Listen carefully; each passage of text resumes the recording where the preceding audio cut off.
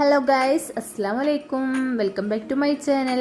എല്ലാവർക്കും പുതിയൊരു വീഡിയോയിലേക്ക് സ്വാഗതം. നമ്മളോട് 1 കിലോ ചിക്കനാണ് എടുത്തേക്കുന്നത്. അതിലേക്ക് വേണ്ടിയിട്ട് നമ്മൾ 1 ടീസ്പൂൺ മുളക് പൊടി ഇടുക, പിന്നെ ആവശ്യത്തിന് കുരുമുളക് പൊടി ഇടുക, കുറച്ച് സോയാ സോസ് ഒഴിക്കണം കേട്ടോ.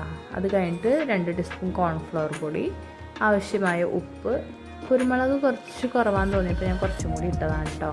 അത് കഴിഞ്ഞിട്ട് ഇഞ്ചി വെളുത്തുള്ളിയും പേസ്റ്റ് ഇട്ട് കൊടുക്കുക, പിന്നെ 1 എഗ്ഗ് പൊട്ടിച്ചൊഴിക്കുക കേട്ടോ. എന്നിട്ട് നന്നായിട്ട് അത് മിക്സ് ചെയ്ത് കൊടുക്കുക.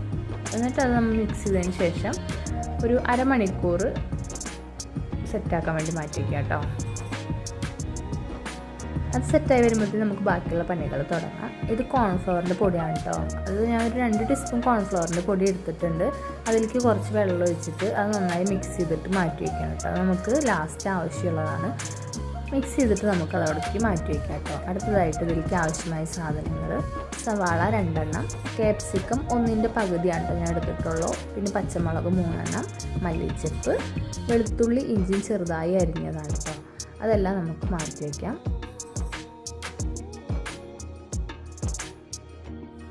അപ്പോൾ നമ്മൾ മാറ്റി വെച്ച ചിക്കൻ നമുക്ക് പൊരിക്കാം. ഞാൻ ആദ്യമായിട്ട് വേപ്പിൻ്റെ ഇലയാണ് ഇട്ട് കൊടുക്കാറ്. നമ്മൾ ചിക്കൻ പൊരിക്കുന്ന സമയത്ത് ചട്ടിയുടെ മുകളിൽ പെട്ടെന്ന് പിടിക്കും. അപ്പോൾ അതില്ലാതിരിക്കാൻ ഞാൻ ആദ്യം തന്നെ വേപ്പിൻ്റെ ഇല ഇട്ട് കൊടുക്കും, എന്നിട്ട് പിന്നെ ചിക്കൻ ഇട്ട് കൊടുക്കാറ് കേട്ടോ. അപ്പോൾ അതങ്ങനെ അടിയിൽ അധികം മസാല അങ്ങനെ ഒട്ടി പിടിക്കുകയൊന്നുമില്ല കേട്ടോ. ചിക്കൻ മസാല പറ്റുമ്പോൾ കാശ്മീരി മുളക് പൊടി ഉണ്ടെങ്കിൽ അതും കൂടെ നമുക്കതിൽ ആഡ് ചെയ്യാം കേട്ടോ. അപ്പോൾ നല്ലൊരു കളർ കിട്ടും. ചിക്കൻ അവിടെ ആയി വരുമ്പോഴത്തേക്കും നമുക്ക് അപ്പുറത്ത് വേറൊരു ഫ്രൈ പാൻ വെച്ചിട്ട് നമുക്ക് മസാല ഉണ്ടാക്കാം കേട്ടോ. നമ്മൾ അരിഞ്ഞ് വെച്ചിട്ടുള്ള ഇഞ്ചി വെളുത്തുള്ളി നമുക്കതിലേക്ക് ഇട്ട് കൊടുക്കാം കേട്ടോ. എന്നിട്ട് നന്നായി എടുത്ത് അത് വഴറ്റി കൊടുക്കാം. ഇതിൻ്റെ പച്ചമണം മാറുന്ന വരെ നന്നായിട്ട് ഇളക്കി കൊടുക്കുക. ഇതവിടെ കിടന്നിട്ടായിക്കോട്ടെ. അപ്പോഴത്തെ നമ്മുടെ ചിക്കൻ അപ്പുറത്ത് വെച്ചിട്ടുണ്ടായിരുന്നു. അപ്പോൾ അത് നമുക്കൊന്ന് ഇളക്കി കൊടുക്കാം കേട്ടോ. അത് ഏകദേശം ആയി വന്നിട്ടുണ്ട്. കണ്ടില്ലേ, ചട്ടിയിൽ തീരെ അടി പിടിച്ചിട്ടൊന്നുമില്ല കേട്ടോ. അതുകൊണ്ട് വേപ്പിൻ്റെ ഇല ഇട്ട് കഴിഞ്ഞാൽ അങ്ങനെയാണ്, നന്നായിട്ട് നമുക്ക് പെട്ടെന്ന് മസാല ഒന്നും അടി പിടിക്കാണ്ട് തന്നെ കിട്ടും കേട്ടോ. അത് കഴിഞ്ഞിട്ട് നമുക്കതിലേക്ക് സവോള ഇട്ട് കൊടുക്കാം കേട്ടോ. ഞാൻ 2 സവോളയാണ് എടുത്തേക്കണത്. അത് നീളനല്ല കേട്ടോ അരിഞ്ഞേക്കണത്, ഇങ്ങനെ സ്ക്വയർ പോലെയാണ് അരിഞ്ഞേക്കണത്. പിന്നെ അതിലേക്ക് പച്ചമുളക് ഇട്ട് കൊടുക്കുക, എന്നിട്ട് നന്നായിട്ട് വഴറ്റി കൊടുക്കുക. അപ്പോഴത്തേനും ഒരു സെക്ഷൻ ചിക്കൻ ആയിട്ടുണ്ട്. നമ്മളത് കോരിയെടുക്കുക കേട്ടോ. നമ്മൾ കോഴിമുട്ട ഇടുന്ന കാരണം ആ ചിക്കൻ ഭയങ്കര സോഫ്റ്റാണ് കേട്ടോ കിട്ടുക. അത് കഴിഞ്ഞിട്ട് നമുക്ക് ക്യാപ്സിക്കം ഇട്ട് കൊടുക്കാം.